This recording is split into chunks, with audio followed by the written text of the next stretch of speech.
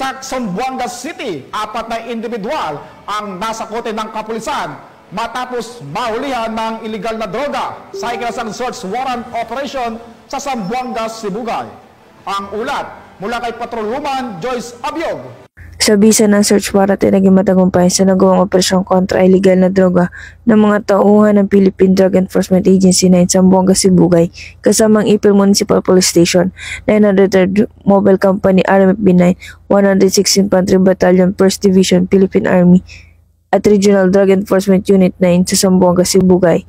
Ang matagumpay na operasyon ay nagresulta sa pagkakadakip sa 4 na suspect na lalaki na may edad 18 taong gulang, 32 taong gulang, 41 taong gulang na pawang mga residente ng Barangay Veterans Village, Ipil, Zamboanga, Sibugay at isang minor de edad na residente ng Santa Clara, Naga, Zamboanga, Sibugay.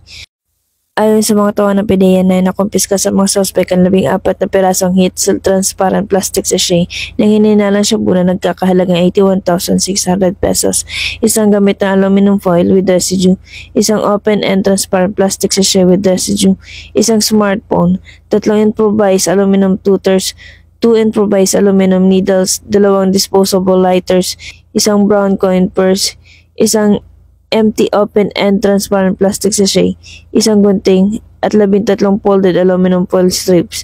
Ang mga nakumpiskang droga ay dinala sa Philippine Drug Enforcement Agency Regional Office 9 para sa agarang pagsusuri, habang ang mga suspect ay nasa kustudiya ng Ipil Municipal Police Station para sa tamang disposisyon.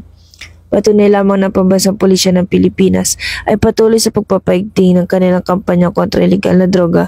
Ito ay alinsunod sa isa sa pangunahing prioridad ng administrasyon na labanan ang mga sindikato ng droga sa pamamagitan ng pagpigil sa kanilang iligal na aktibidad at pagbuwag sa kanilang operasyon. Mula rito sa Zamboanga Peninsula, ako ang inyong PNN correspondent, Patrolwoman Joyce Abiog, alagad ng batas, taga-taguyod ng Balitang Police. Maraming salamat sa iyo, Patrolwoman Abiog.